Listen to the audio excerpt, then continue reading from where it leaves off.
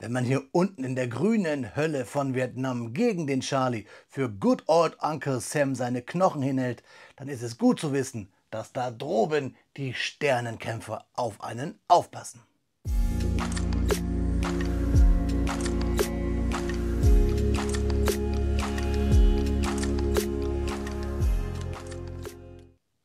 Willkommen in der Noppenklötzchenscheune. Mein Name ist Blockstar und bei Star, da klingen doch unsere Ohren, wenn wir nicht Star Wars, sondern Starfighter lesen. Ich präsentiere euch heute aus der Kobi Historical Collection Vietnam War Serie das Set 2426, den Starfighter, die F-104 von Lockheed, sogar aus der Lockheed Martin Lizenz. Über 430 Klemmbausteine, die wir uns jetzt gemeinsam auf meinem Bautisch anschauen.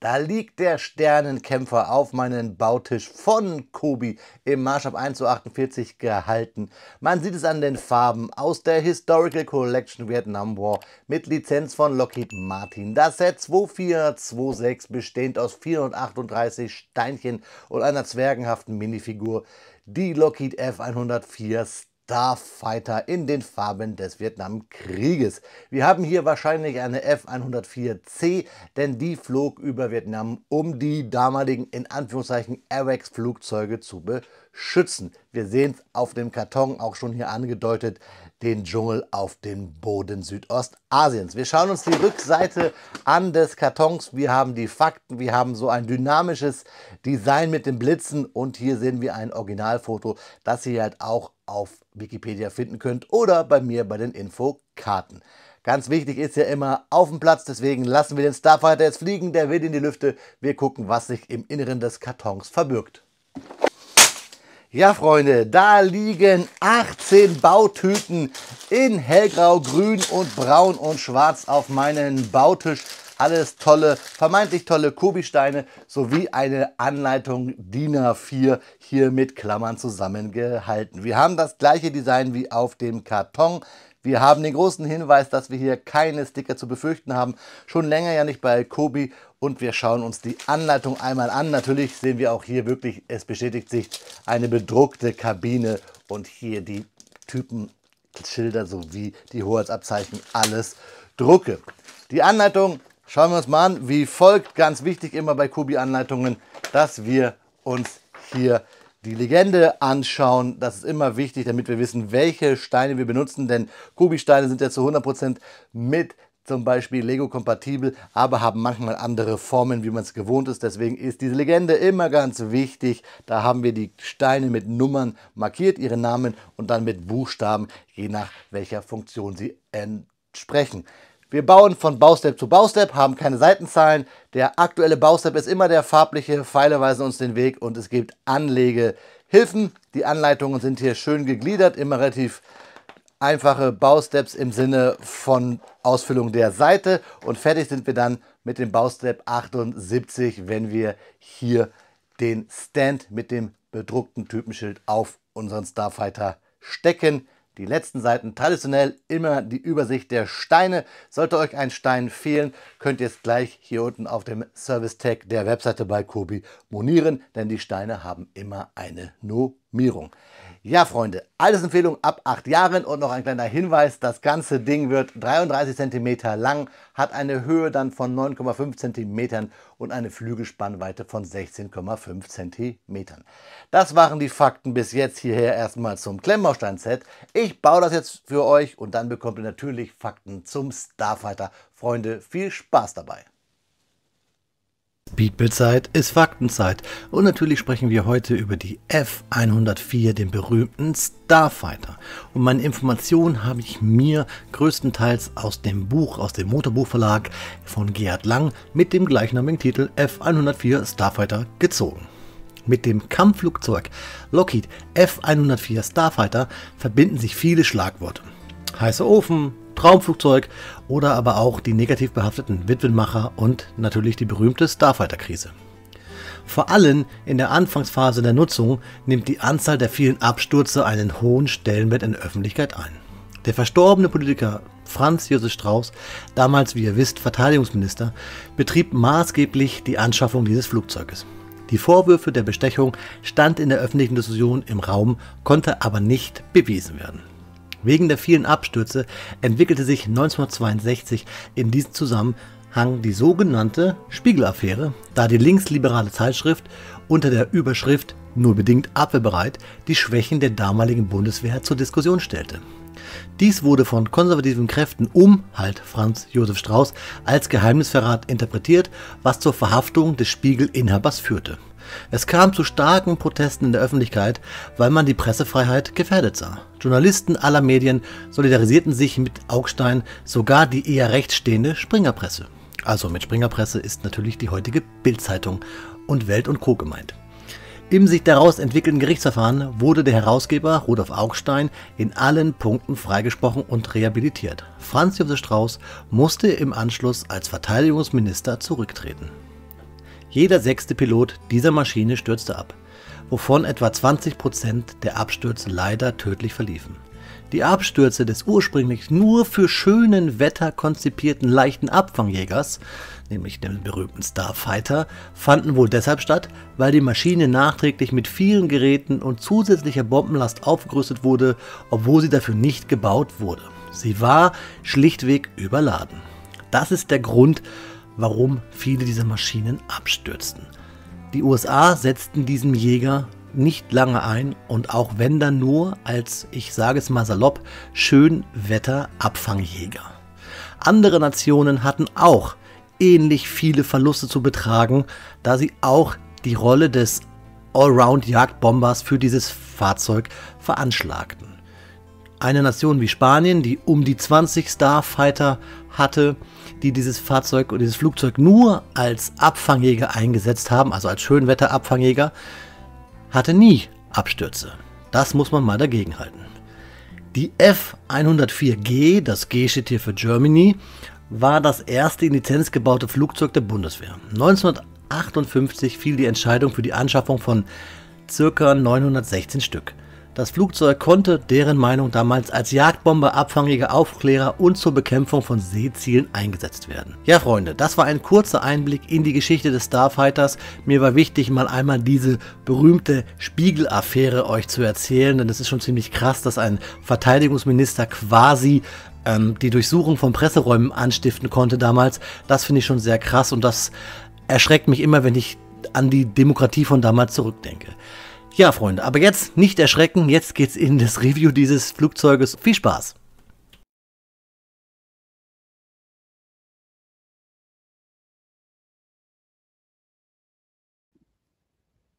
Nach einer Stunde Bauzeit steht er da, unser Starfighter, unser Kobiset 2426, ganz frisch 2025 August herausgekommen. 438 Steinchen.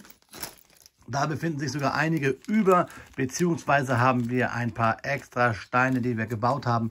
Denn wie es sich geziemt zu so einem Jäger, bekommen wir auch die Möglichkeit, und das schauen wir uns gleich an, dass wir den Flieger, so nenne ich ihn mal salopp, auch mit eingezogenen beziehungsweise hier demontierten Fahrwerk bauen können und dann mit diesen Sonderteilen hier, die wir gebaut haben, die Struktur verschließen zu können. Sonst haben wir nämlich eigentlich nur Bügelperlen und Bolzen über sowie einen Bügelperlen-Applikator. Das ist geschenkt. Die Anleitung war leicht zu lesen. Ihr habt es vielleicht auch gerade gemerkt. 1 Stunde habe ich gebraucht, um es zu bauen. Es gab hier wirklich keine einzige Schwierigkeit. Hat sogar relativ Spaß gemacht. Aufgefallen sind mir die Teile, die wir hier benutzt haben für die Zusatztanks an der Seite, habe ich so bei Kobi noch nicht verbaut. Und das Seitenleitwerk ist natürlich auch ein neues Teil. Also bei 1 Stunde ist es ja so eine Faustformel. Man kann sagen, so 400 bis 500 Steinchen immer so roundabout 1 Stunde bei Kobi zu klemmen. Also ein vielleicht relativ stolzer Preis für 1 Stunde Spaß. Aber der Spaß kommt ja, wenn man sich das Set anguckt, wenn man es im Regal stehen hat. Und ich ziehe mal hier meinen Präsentationsstand nach vorne. Und wir gucken uns zuerst mal nämlich den Stand an, den Stand. Ich demontiere den wie immer. Bei Kobi-Flugzeugen, die so einen Stand haben, gibt es unten eine Aufnahme dafür, dieses Loch. Wir packen unseren Starfighter hier auf meine gedachte Landebahn und wir schauen uns den Stand an. Nichts Besonderes, der typische Kobi-Stand, wie wir ihn kennen, den ich schon mittlerweile im Schlaf bauen kann, mit diesem durchsichtigen, ja wirklich Standteil oben mit der Kreuzachse. Ich nenne es immer mal wieder den Kaffeeumrührer. Kennt ihr, wenn ihr an Raststätten euch mal aus dem Automaten einen Kaffee zieht. Dann ganz cool, natürlich hier das bedruckte Typenschild. F-104 Starfighter Lockheed Martin im Scale 1:48, sprich den Maßstab. Wo dieses Flugzeug herkommt, was für eine Einheit und vor allen Dingen, wo es stationiert war, all das besprechen wir nachher, wenn ihr nach dieser kleinen Besprechung hier eine Bildershow kriegt. Und so präsentiere ich es bei mir ja immer. Ich habe den Fliesenteil abgenommen und hier auf meine Station gedrückt. Ja, da seht ihr den Starfighter, die F-104, und im Vorfeld, als dieses Set angekündigt wurde, gab es ja große Diskussionen und da gibt es bis heute aufgrund seiner Form. Denn wir sehen, wir haben hier oben keine Rundungen, es wirkt sehr flach. Im Original ist der Starfighter hier runder, hat aber hier oben quasi eine Delle, eine Leiste, einen Knick. Somit kann ich damit eigentlich leben. Was cool ist auf dem ersten Blick zu sehen, dass wir eine ganze Menge Drucke haben. Wir haben die Hoheitsabzeichen, wir haben hier die Einheitsabzeichen beziehungsweise die Nummer 70928. Wie gesagt, da kommen wir gleich noch dazu. Wir haben hier die Wartungshinweise, auf der Unterseite sogar bedruckte Dreiecksfliesen. Also wir haben hier fast die kompletten Flügel zugemacht, soweit es ging, mit diesen sehr schmalen Fliesen. Und auf der anderen Seite haben wir auch wieder die Hoheitsabzeichen und hier auch Hinweise zur Bedienung und Wartung und wie gesagt hier hinten nochmal die Einheit. Schauen wir mal von vorne und ich glaube, dann bekommen wir auch etwas Starfighter-Feeling, wobei ich sagen muss, und das geht mir am meisten ab, man muss hier so ein bisschen immer aufpassen, dass die Flügel auch wirklich so in so einem Knick hängen, weil ich glaube, das macht den Starfighter aus, dass wir genau hier die Flügel so bekommen. Die Flügel hängen an Hinges, das sehen wir hier, und Hinge-Elemente, die nicht eingerastet sind und keinen Gegenkonter haben, sind dafür da, damit wir hier einen dann doch Unterkonter haben, damit wir die Flügel etwas in die Feilung bringen können, etwas schräger machen können und somit diese schöne Form eines Starfighters hinbekommen. Hier haben wir die Luftbetankung, dieses wirkt ein bisschen, ja, sehr markant, sehr groß, weil Kobi hier ein bestimmtes Teil benutzt, nämlich diese typische Seitenverstrebung. Das hätte man vielleicht eleganter lösen können. Was ich immer schade finde, ist, dass wir nur so halbe Minifiguren haben bei den 1:48er Jets.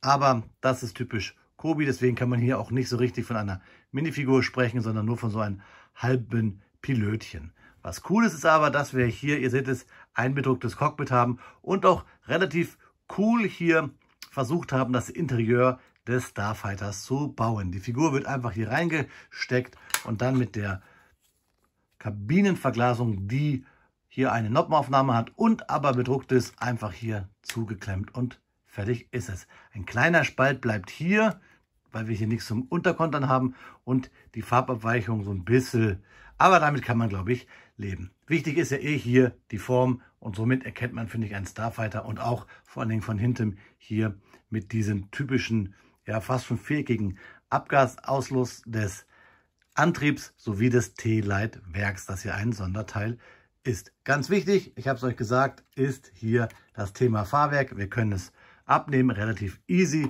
Und hier vorne auch unser kleines Bugfahrwerk, das können wir auch abnehmen. Das ist das Teil, was wir bei Kobi kennen, was sonst oft für das Spornrad benutzt wird. Und dann klemmen wir es hier einfach zu. Beziehungsweise müssten wir jetzt hier noch die Noppen rausnehmen. Kriege ich das hin mit meinen Fingernägeln? Ja, kriegen wir hin, da. Diese Fliese geht raus. Diese Fliese geht raus, denn wir brauchen die ja nicht zur Unterstützung der Struktur. Wir können sie so wegnehmen, dann. Ja, die alte Geschichte mit den Fingernägeln, die ein Kobi-Bauer auf dem Feld der Ehre, nämlich des Kobi-Klemms, gelassen hat. Somit ist es immer so eine Sache, wenn man das hier abbauen muss, ist eine Frage, wie möchte man das Flugzeug präsentiert haben. Ich zeige es euch natürlich, damit ihr beide Versionen einmal sehen könnt, die wir bauen können. Nämlich einmal hier wirklich die Form des fliegenden Jets. Und es sieht ja echt wirklich futuristisch aus. Ich kann mir gut vorstellen, dass viele gedacht haben, als damals dieser Jet rauskam, wow, jetzt beginnt hier wirklich die Zeit der Starfighter. Der Weltraum ist nahe und schnell war dieses Teil ja auch. Ihr habt es ja gerade in den Fakten gehört. Und ich glaube, ich werde auch wirklich hier den Jet genauso reinstecken, denn es schreit nach Geschwindigkeit und dann kommt das Typenschild wieder ab und dann lassen wir es so. Das bleibt dann natürlich über, wenn wir das Fahrwerk ausgebaut haben. Dafür haben wir dann hier einen Jet, der nach Geschwindigkeit förmlich schreit.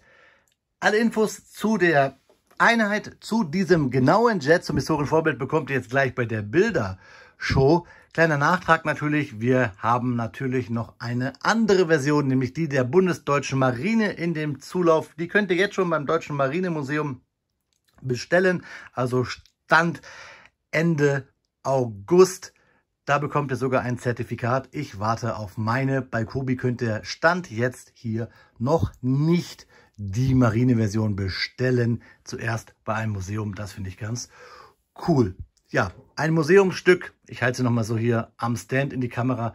Da sieht man, das schreit Geschwindigkeit. Die Farben finde ich gut. Das gebaute Tarnmuster gefällt mir. Hier oben auch das bedruckte Höhenleitwerk, das Seitenleitwerk. Hier hinten hätte man vielleicht, Kobi, so einen Abgasstrahl bauen können, wie ihr das zum Beispiel bei der SE71 gemacht habt oder aber jetzt bei der Me 163 Komet. Aber das kann man ja nachrüsten. Das ist ja das Coole an Klemmbaustein. Also ein kurzweiliger Bauspaß, der auf jeden Fall trotz seiner gedrückten Form hier, sieht ja ein bisschen aus wie ein Schokoriegel, an den Seiten ein bisschen rund, wo die Schokolade runtergelaufen ist und oben gerade. Aber trotzdem finde ich, sieht es besser aus als zum Beispiel eine Version von Bluebricks, die ich mal gebaut habe. Und vor allen Dingen ist das Coole, hier halten auch die Zusatztanks, die will ich euch nicht vorenthalten. Ich habe ja gerade gesagt, dass es hier so Steine gibt, die ich so bei Kobi noch nicht gesehen habe. Beziehungsweise ist es bei mir auch immer so ein Punkt, ich baue so viel Kobi, dass ich manchmal gar nicht weiß, ob ich vielleicht es doch schon gesehen habe. Hier sind diese Steine, diese halben, wo wir dann diese einmal 1er Plates mit Bar reinstecken können. Und dann haben wir hier von unten gegengekontert diese Zusatztanks in dieser auch grünen Farbe. Und es hält wirklich hier Bombe. Da fällt nichts ab. Jetzt eben gerade habt ihr es gesehen, beim Rausziehen sogar eher hier so ein Wedge-Element. Schreibt mir eure Meinung mal zu dieser Version des Starfighters unten in die Kommentare. Ich bin sehr gespannt. Gerne auch lauscht jetzt der Geschichte dieser Einheit, wo dieses Flugzeug geflogen ist. Und dann sehen wir uns zum Abschluss noch einmal und schauen uns in die Augen beim endgültigen Resümee. Dann bis gleich, Freunde. Ja, liebe Freunde, wie versprochen, Detailbilder vom Kobi Set 2426, damit ihr euch selber unabhängig von meiner Meinung eine eigene bilden könnt. Und ich habe euch gesagt, wir sprechen noch ein bisschen über genau diese Maschine aus dem Vietnamkrieg, nämlich die 70928 des 479. Tactical Fighter Wings, das damals 1965 in Da Nang, Vietnam stationiert war. Auf dem Wikipedia-Artikel, dem deutschen und englischen, findet ihr genau dieses Flugzeug. Ich habe euch das auch in die Infokarten gepackt. Das seht ihr als zweites im Hintergrund. In Südostasien schützten die F-104C-Paare der US Air Force die Lockheed EC-121D Warning Star Flugzeuge, die Küstenpatrouillen über Nordvietnam durchführten. Sogenannte BRCAP-Einsätze, Barrier Combat Air Patrol. Zudem erfüllten sie mithilfe ihrer hohen Geschwindigkeit eine Wetteraufklärungsrolle, indem sie vor den Angriffsformationen flogen, um Wetterdaten zu sammeln. Besonders nützlich, um Informationen über Zielgebiete rechtzeitig zu liefern. Zwischen April 1965 und Dezember 1965 flogen F-104s beeindruckende 2937 Kampfeinsätze im Rahmen des Rolling Thunder Programms, ohne selbst Luft-zu-Luft-Abschüsse zu erzielen. Ihre Hauptstärke lag in der Abschreckung nordvietnamesischer MiGs. Es wird berichtet, dass die MiGs sie bewusst nicht angriffen. Trotz hoher Anforderungen und anspruchsvoller Handhabung, die hervorragende Geschwindigkeit, aber die eingeschränkte Wendigkeit aufgrund auch der Tragflächen, galten sie für solche Schutzaufträge als unersetzlich und konkurrenzlos. Allerdings war der Einsatz nicht ohne Verluste. Von April 1965 bis Dezember 1965 desselben Jahres gingen 5 F-104 verloren, ein Flugzeug des 476. Tactical Fighter Squadrons und 4 des 436. Tactical Fighter Squadrons. Dazu gehören Verluste durch Bodenfeuer, den Abschuss durch eine chinesische MiG-19 sowie ein tödlicher Zusammenstoß zweier 104er bei der Suche nach einem abgeschossenen Flugzeug. In der zweiten Einsatzphase von Juni 1966 bis August 1967 kamen weitere Verluste hinzu. Insgesamt summierten sich 14 F-104 als beschädigte oder abgestürzte Maschinen. Ab 1967 wurden dann die F-104s gegen McDonnell Douglas F-4 Phantom II ersetzt. Ja, Freunde, da ist das Video schnell, naja, nicht ganz. Es ist nicht so schnell zu Ende, wie ein Starfighter fliegen konnte. Geschwindigkeiten und Steigleistungen, Junge, Junge, Junge. Ja, ein schönes Flugzeug, was mir richtig gefällt. In der Version von Kubi auf jeden Fall besser als die von mir schon mal gebaute von Brubix. Das Video dazu findet ihr oben auf dem i. Und das, obwohl wir hier natürlich Schwächen haben mit diesem flachen Design und hier vorne mit den Wedgeplates, wirkt es doch alles sehr eckig, da hätte Kubi doch ein bisschen mehr Mut zu einem Formteil wagen können. Trotzdem richtig cool, dass wir hier ein Set bekommen in der Vietnam War Serie, die quasi von Kubi wieder mit einem Set mehr mit Leben erfüllt wurde. Und Ende August 2025 kann ich euch ja sagen, es kommt, wenn wir in den aktuellen Verbraucherkatalog gucken, ja sogar noch eine Phantom, auch in der Vietnam War Serie. Also die geht weiter für alle Sammler dieser Serie. Freut euch auf das Jahr 2025. Ich freue mich auf diesen Jet. Er kommt bei mir so ins Regal, ohne Fahrwerk, denn es wirkt so einfach dynamischer. Ein tolles Teil. Wenn euch diese Version nicht gefällt, es kommt ja noch eine vom Deutschen Marinemuseum bei Kubi direkt. Kleiner Funfact, jetzt Ende August könnt ihr dieses Set schon exklusiv beim Deutschen Marinemuseum bestellen. Ihr bekommt sogar ein Zertifikat dazu. Natürlich habe ich mir für euch, für ein Review, so ein Set besorgt. Schreibt mir eure Meinung bitte zum Starfighter, zur Vietnam War Serie oder zum lieben Blockstar unten in die Kommentare. Lasst mich alles wissen. Und ja, auch bei so einem Flugzeug natürlich, wenn es sehr schnell ist und nur für Kampfpiloten geeignet war, wünsche ich euch trotzdem einen guten Flug. Auf Wiederbauen, euer Freund, der Blockstar.